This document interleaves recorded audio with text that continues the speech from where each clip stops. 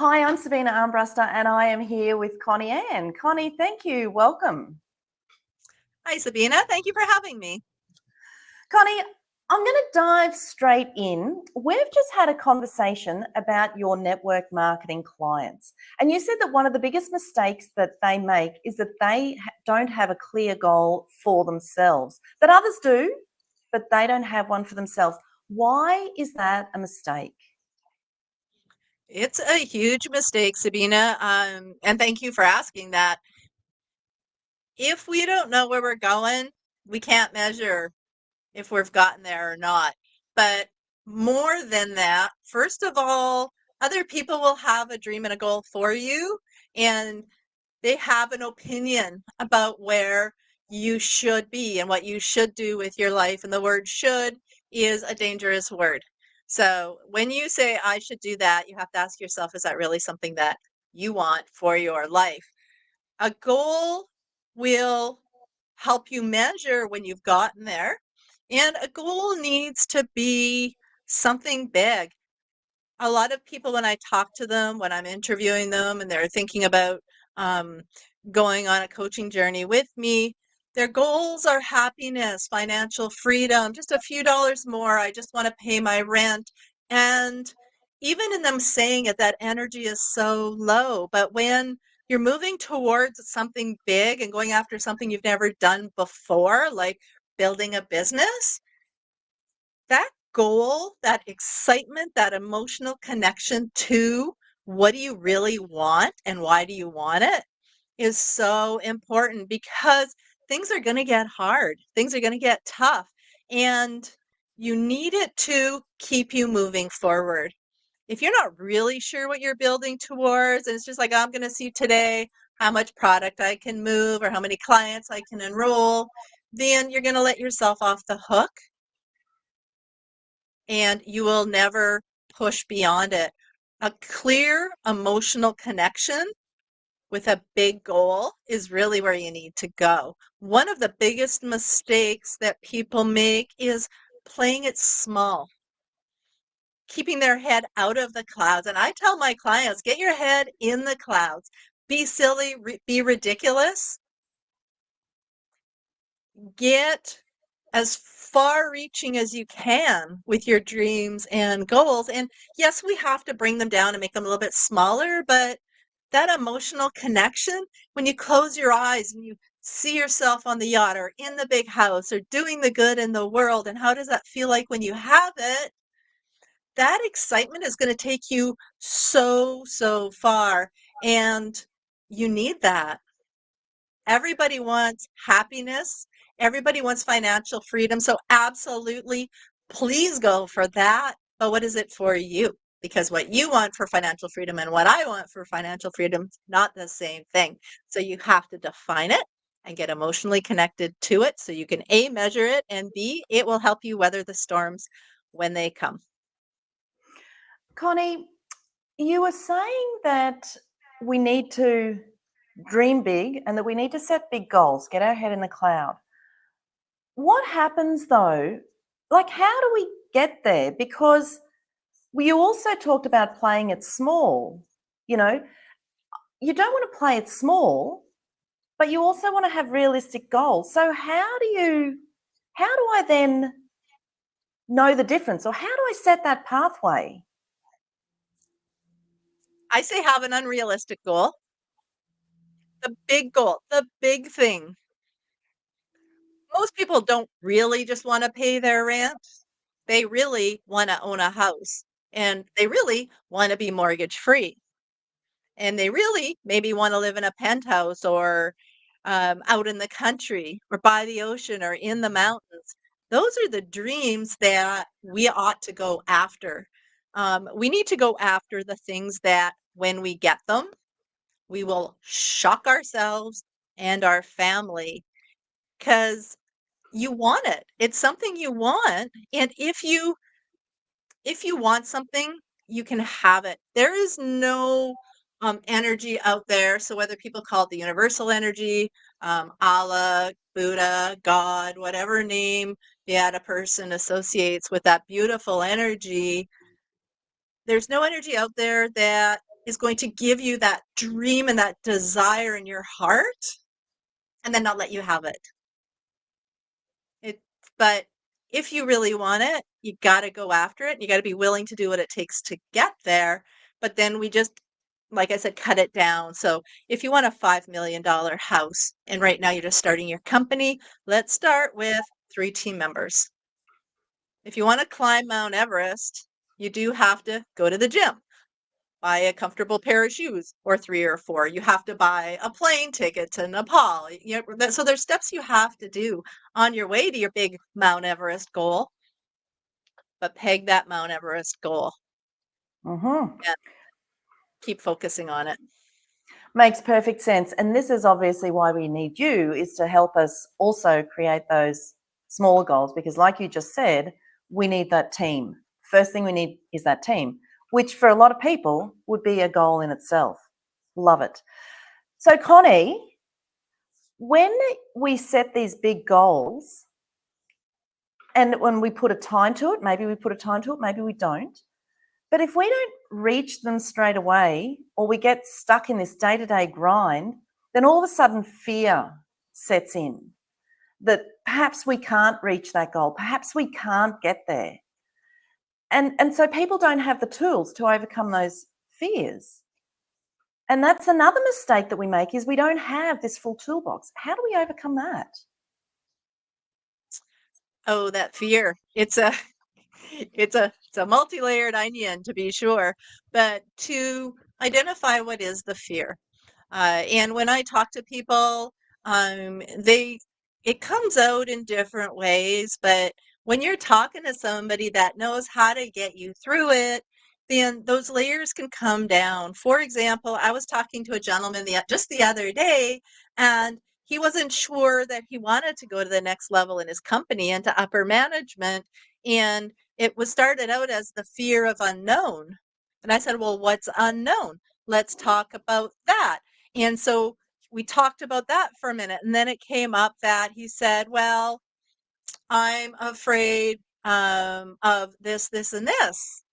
So why are you afraid of this, this, and this? And it came down to, if he fails, he'll lose respect from a certain person.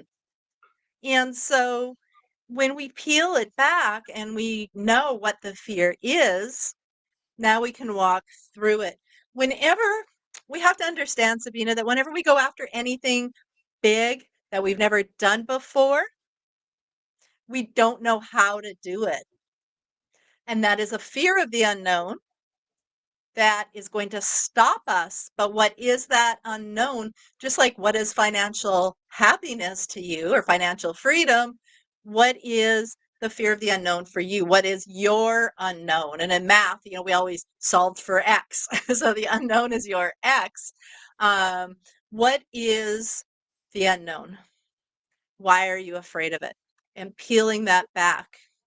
Why are you afraid of that? Why are you afraid of that? And when we hit that wall, and Bob Proctor, my mentor and coach, called it the terror barrier. And when we're up against that wall, that is when we're in a place that we are either going to bust through and do that thing that fears us, that scares us, or we're going to go back. We're going to stay stuck in our comfort zone, which is actually discomfort. Because there's so many things, if we think about all of the things we're going without to not face that fear. But when we're up against that fear, that thing we want is right there. It's right on the other side. And that's the really amazing part. And so why are you afraid of it? What will happen when you face that fear? And if a person writes down all of the things that will happen when they face that fear, good and bad, or if they don't, the good and bad, they pretty much every single time we'll see that if they proceed despite the fear, that fear was so small. We thought it was like a pit bull or Rottweiler, but it actually just ends up being a little chihuahua. That's not scary at all.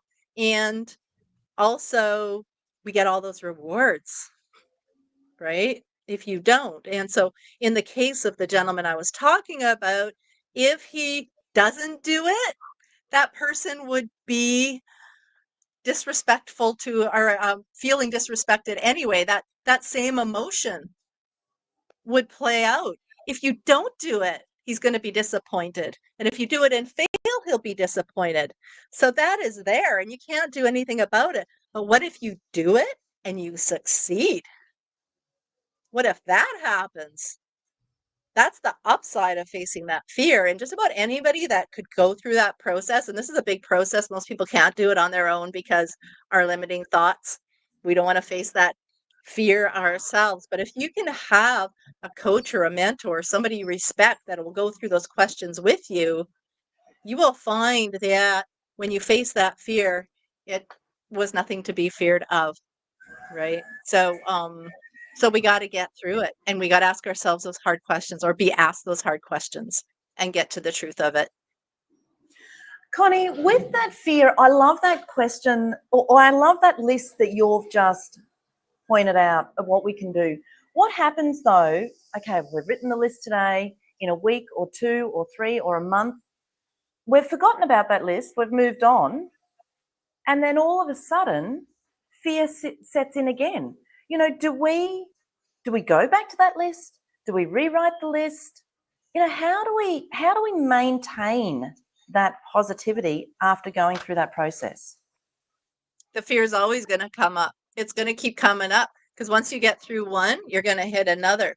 If the same fear is coming up, then you haven't walked through it properly. You haven't actually got to the root of it.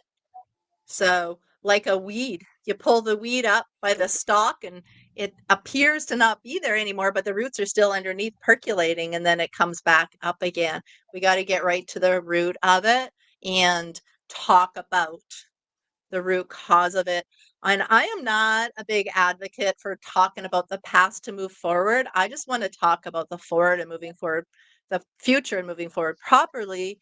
But also, we have to just, when you understand where it comes from, what is your fear and what if you do and what if you don't, and really being neutrally critical of that fear, then it shouldn't be coming back. So if it comes back, you haven't dug deep enough.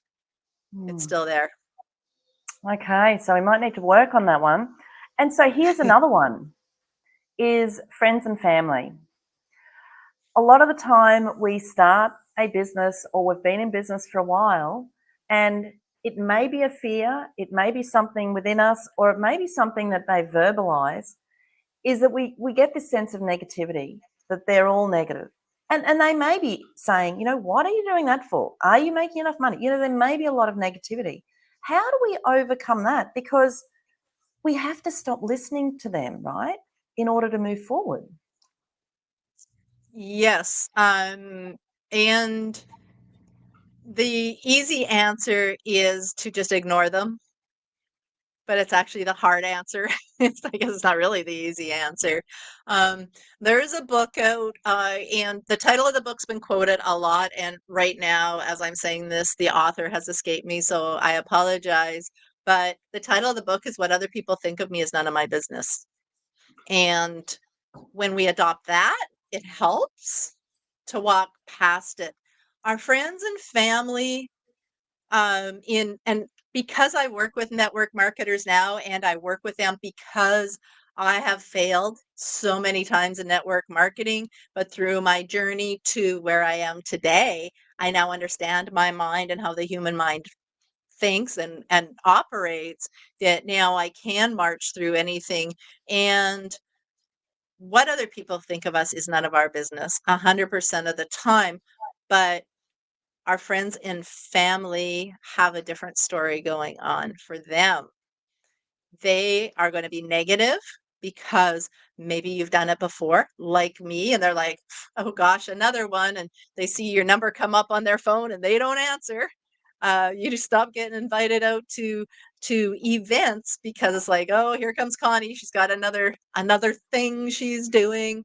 But on the other side of it is when the friends and family, um, uninvited, share their opinion with you, and it's a negative opinion, that's kind of on them. They want to protect you. They feel like they're protecting you. How many times are you going to do this? You know, nobody makes any money at it. and they keep this barrage of negativity. But what's really going on in there is you have that dream in your heart, the one we talked about when we were talking about the goal, that thing you want more than anything else. And you just know you're here for something better, something bigger than what you have right now. And you're going to keep going after, go through the fear, getting to the root of that goal. Why do you want it so darn much? And know that if you can think about it, you can have it, then you're going to keep marching forward. And they don't understand that. Now they don't want you to get hurt. They don't want you to look foolish, but really, they don't want to be embarrassed. It's about them. They're worried about how they're going to look if somebody asks them, how's Connie's business doing? And they're like, oh, she's at another one again. And so becomes about them.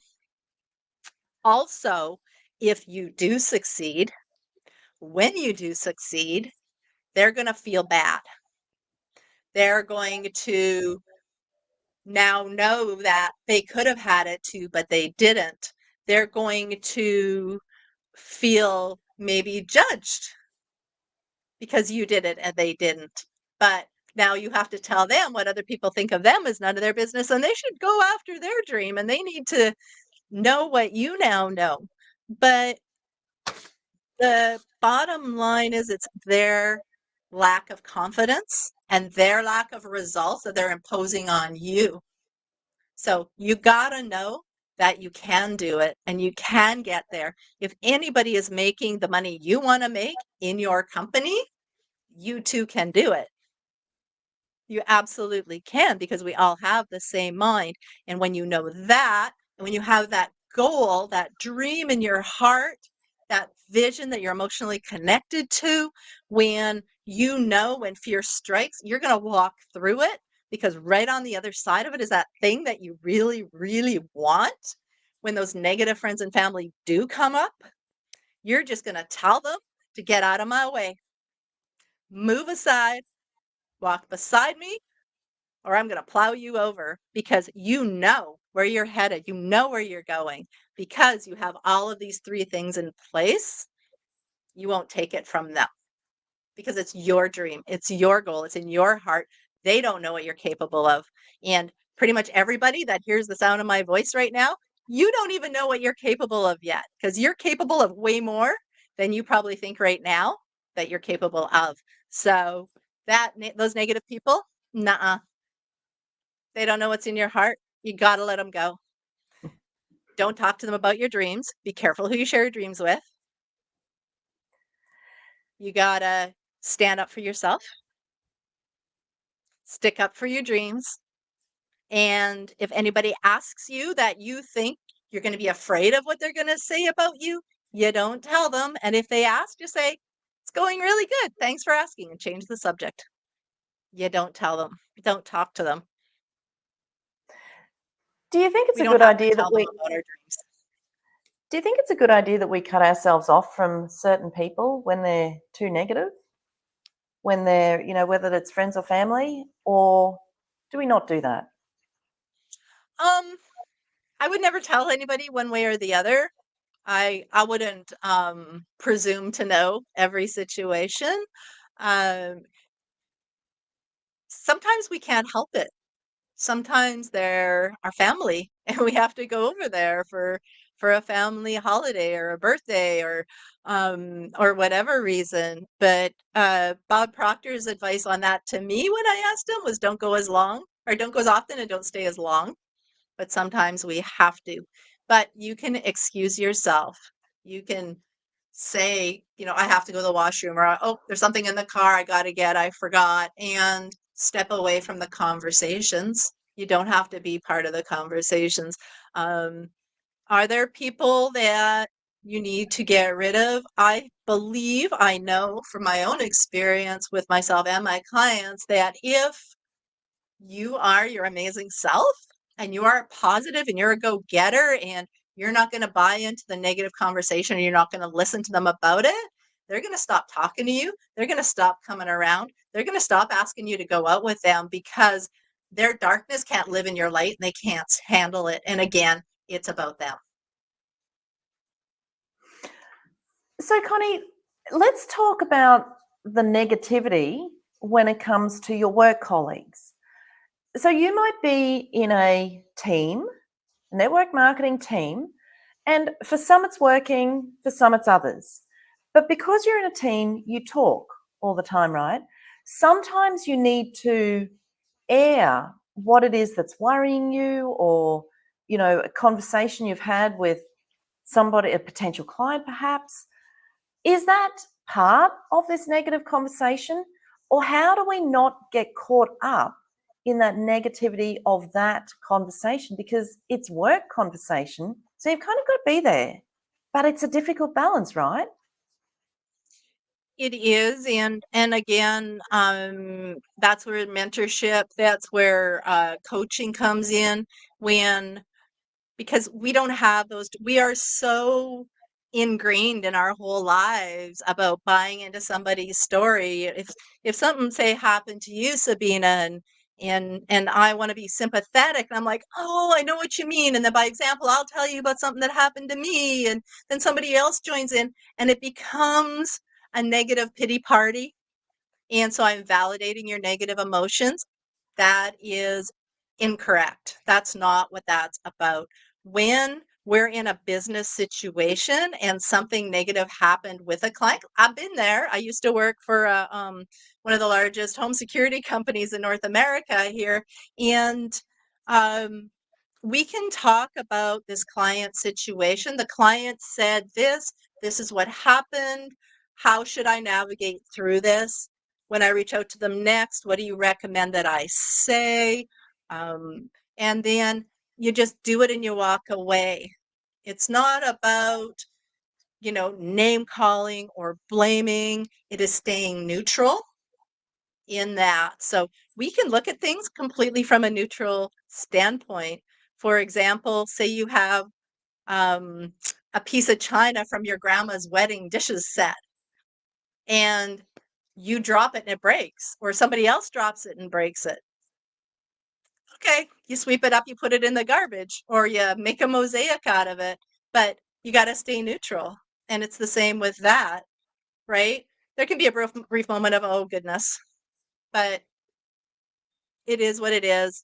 And we can't deal with it from a negative energy.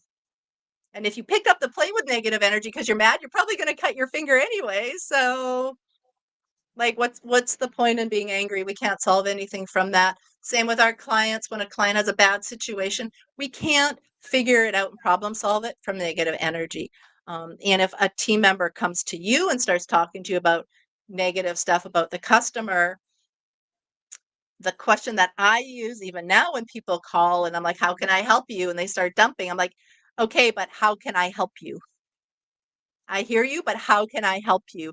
And you don't let them continue. You stand your ground and you protect your energy at all costs. And you can just, you don't go there. You just don't go there. I absolutely love that you ask all these questions. So, you, as the coach, the mentor, you throw questions back at your clients. I absolutely love that. So, how does an experience of working with you, when people come to you, what does that experience look like? Well, sometimes it starts a little ouchy, but we get there. Um, it starts with so I interview people to work with me. The work I do, my one-on-one coaching with my clients, is a 6-month in-depth journey into their subconscious mind, their thoughts, their behaviors. I'm a paradigm shift specialist. Paradigms are habits and beliefs that are in our subconscious mind that we don't even know we have.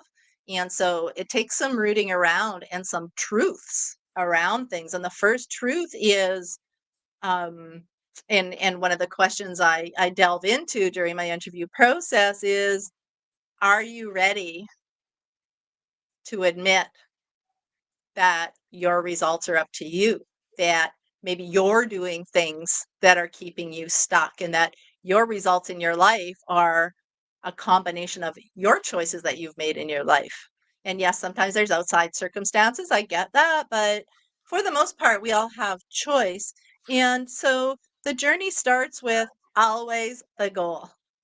What do you want? Why do you want it? And so whether it's in my self-study course that I have for people that aren't ready for a coach called Beyond Your Beliefs, or my big intensive program that comes from Bob Proctor. Bob Proctor actually wrote it himself, called Thinking into Results. I handhold my clients through that 6 months one-on-one. They have absolute contact with me. I use WhatsApp pretty much 24/7 for 6 months. And we go through this journey together. If they're willing, ready, and able to do whatever it takes to have that Mount Everest goal, then I will do everything in my power to make sure they get there. So whatever it is that they want, but we got to figure out, first of all, what do they want? Then look at their sabotaging habits and beliefs. What are they doing they need to stop doing, and what are they not doing that they need to start doing? And then I teach my clients how to use their mind. What does your mind look like? How do you control your thoughts? How do you control your emotions to get the results you need? Because the journey actually into the life we want to live, once you know what you want, why do you want it, we have to then next know on a auto response level, your thoughts become your feelings become your actions cause a result that causes a reaction that causes your life. And that's a lot I said right there, but it's it's a beautiful journey when you know it all starts with your thinking, but nobody can do it alone. That course is not available as a self-study course because it's that intense. People usually don't even get through the first couple of weeks on their own, so it has to be mentored through. Um, but it's amazing. It's an amazing journey. And so anybody that's trying to do anything they've never done before and they realize one of those three components is missing, we've already talked about, they're going to need help getting there. Because honestly, for somebody that's been working on a journey for any length of time, maybe over and above a couple of months, and they're not seeing results, they don't know how to get there. They don't have the habits and behaviors they need to get there. Because if they could have, they would have by now. They'd already be there. If they knew how to make $50,000 a month, they'd be making $50,000 a month. So we need to learn how to do that. Just like a person needs to learn how to skate or ski or do algebra. We all need somebody to teach us how to do things. So I help my clients get there. So you help us with the habits and behaviors and the beliefs from the past. Connie, you also mentioned, though, that we all have the same mind. What does that mean? Well, it means we all have the same mind. Just like, for example, you're in Australia, Sabina. I'm over here in Canada, North America. Um, it's day for both of us. If we both look outside right now, we see the sun. It's the same sun. So we all have the same mind. Also, our minds are our intuition, imagination, reason, will, perception, and memory. We all have those. It's universal, like the sun. Everybody has it. It's available to everybody. And when we grow up, we are told to get our head out of the clouds. Stop imagining, be real, grow up, be an adult, and listen to the outside world, look at our results, and feel an emotion about it. Look at your report card. Don't you feel bad? Look at you broke grandma's new good china. Shame on you. Go to your room. Look at your room. It's a mess. Feel bad about it. And look at your paycheck. We become adults. We look at our paycheck. We feel bad. The end of the month's coming. We feel bad. We get worried. And we're always looking at our outside world. And all of those higher faculties, they go to sleep. We forget how to imagine. We forget to listen to our intuition, which is the driving force to the life we want to live. We shut it out. Well, if I do that, it won't work. No, I can't do that. It's too expensive. No, that won't work. Nothing ever works out to me for me. Or no, network marketing's not for me. Nobody ever gets rich doing network marketing, which is a complete lie. But those conversations are there because our higher faculties, our mind has gone dormant. It's gone to sleep. Those mental muscles have atrophied. And so we need to wake those up again. And when you wake up your imagination, I was in a room last week of 40 plus people, and I said, raise your hand if you have imagination. Everybody raised their hand. Raise your hand if you have intuition. Everybody raise their hand. We all have them. We all have them. We just got to wake them up and use them. And that's our mind. Those are the tools of our mind that we must strengthen and use properly. And then Mm. we can do, be, and have it all. Some people use them differently than others. That's why there's unconscious competence and people that are doing great things without effort. It's just because they know how to use those tools. And we just got to learn how to use them properly. So there's obviously a level of awareness that we need to have in order to even have a conversation with you.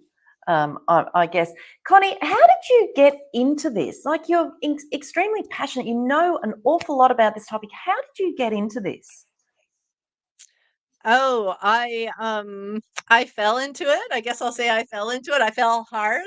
I fell so hard that I found myself homeless and couch surfing and living on an air mattress. And a friend of mine had a spare room. It was actually her storage room. She cleaned out a corner, put an air mattress on it, and I lived there. I kind of snicker now, but it was a really the lowest point in my life. Um, it hurt to breathe. I was willing myself to even get like to the next half hour, um, and I'm not sure why I remember such a profound number, but it was 3, I think it was like 3, yeah, it was 3:20, and I just wanted to get to 4 o'clock. I could just get to 4 o'clock, I'll be okay.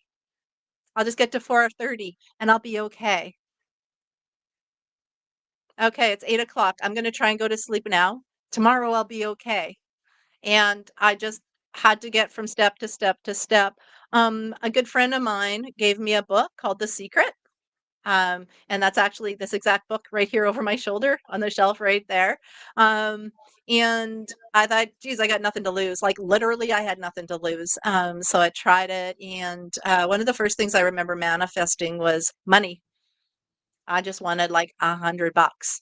And so I had an old beat up car and I was going somewhere and I stepped out of my car and I stepped on a pile of $20 bills. I was like, whoa, well, that's interesting. See what else I can do. Um and in The Secret, the book and the movie, Bob Proctor was a pretty apparent figure in both of them. And I studied the other people in the books as well. I just went, okay, so who are these people that I'm listening to? And maybe they have other things they need to show me besides this pile of money on the ground, which was amazing. I don't mean to belittle that at all. That was quite the experience, especially for where I was in that moment. Um, but I just gravitated towards Bob Proctor and started doing everything that I could find on him and listening to those things and kind of going down the spiritual kind of idea of the law of attraction and the law of vibration and the law of cause and effect and what are these things. And I became a sponge and I really started learning them. And as I started implementing it, things started turning around for me. And then as I got better and I was talking to people and people were trying the stuff I was telling them that I tried, and it was working for them too, I wanted to teach it. I just thought, wow, like I'm not alone in that. And now all these years later, I know there's so many people that are today where I was. And it would be a really big shame if I had this information and I knew how to help people and I didn't share it. If we have Mm. the keys to the kingdom and we don't share it with our fellow humans, I don't know, feels like a bit of a crime. And so my one-on-one coaching, I love doing that. It's really good, but not everybody can afford that. So for people that can afford a one-on-one coach, that's why I made Beyond Your Beliefs and I wrote the book Go Beyond Your Beliefs for self-study for people that want to learn all of this stuff and how to control their mind and stuff. but not really able to hire a coach or a mentor right now. So I want everybody to have that opportunity. It's been an amazing journey. I'm still working on me, and we all are. Up until Bob Proctor passed away several years ago, he was still working on himself. It's an incredible journey, and we got to keep going forward. We're here. Why not? That book that you're talking about, your book, is that the one that's My behind you? Yeah, it's right there. It's my copy. Just went live on Amazon. I'm pretty excited about it. Thank you for asking. Yes, it's a companion to the course, but it's also standalone as well. But yeah, it's available now on hard copy, Kindle, and I can give people. I have the site for them to even get just a PDF of it for people that don't want to do the Amazon route. So all the things we've talked about today, or a lot of the things we've talked about, are they in the book? Is there answers to these questions in the book? There are. There are. And the thing with my book, with a lot of books, including everybody knows Napoleon Hill's book, Think and Grow Rich. They're a study guide. If you read it, put it down, you'll get some content. You'll be, oh, that's neat, but you'll go back to your life. But if you really want results in my book, I recommend reading each chapter every day for a week and then going on to the next chapter. That repetition. There's only two ways to change a paradigm. One is sudden emotional impact, which is almost always negative, or constant repetition of a better idea. So we're working on that constant repetition because we can control it. So to ingrain those habits and beliefs and ideas that we need to have that amazing, beautiful life, got to do the repetition. It's a workbook. It's not a book. It's a workbook, in my opinion. Sounds amazing. Connie, thank you so very much. We've talked about a lot of things today. God, we've talked about having a clear goal. We've talked about negativity in our life. We've talked about how to overcome fears when fear sets in. We've talked about beliefs and the journey and habits and paradigms. And oh God, we've talked about so many things. Is there anything that we've missed? Is there anything that you would like to mention before we end this interview? Yeah, there's so much. I think what I want to leave with people, Sabina, is the knowing, the understanding that you can have whatever that dream and goal is, whether it is an extra $1,000 a month or a dream partner or releasing weight. Those habits and those beliefs are there, and we need to change them. And we have to do things differently to have a different result in our life. And that is understanding who the person is that's living the life you want to live and become that person before you become that person. So find out where you're going. What do you want? Why do you want it? What fears are in your way? What are you going to do when those negative family, friends, and maybe even yourself get in your way? Have a game plan and march through it. You can do, be, and have it all. I know because I lost it all and I now have an amazing, incredible life. I've helped countless others around the world do the same thing, and you can have it too. No matter where you are in this world, just dare to dream. Be careful who you tell your dreams to and go after it. Make a decision every day to be a little bit better than yesterday. And even if you improve 1% a day, you'll have improved 365% by the end of the year. And that's really how we get there, one foot in front of the other. And when life hands us lemons, as it will, as it does, you have a game plan to keep moving forward and never stop. And the last thing I want to leave you with is that I am always going to be here believing in you until you believe in yourself. I know you can do it. Just go after it. And if you can't, if you find it tough, please reach out. What a beautiful way to start the day. And that is deciding what that 1% is, how you're going to be better today. I love it. Connie, how can we get in touch with you? I have a website. My website's probably the best way, and it's easy to remember. It's Connie Ann, like my name, connieann.com. And on there, I have a lot of free resources and affirmations, writing statements. I do webinars from time to time they can join in on and actually talk to me in person. And there's also links on there to book a 15 or a 30-minute call and just ask me some questions in person. And yes, it will be me. I give one-on-one personal attention to all my people. So if you want to talk to me, that's where you'll find me. Thank you very, very much, Connie, for being here today. I have thoroughly enjoyed this interview. I hope you have too. Thank you. Thank you. Thank you so much.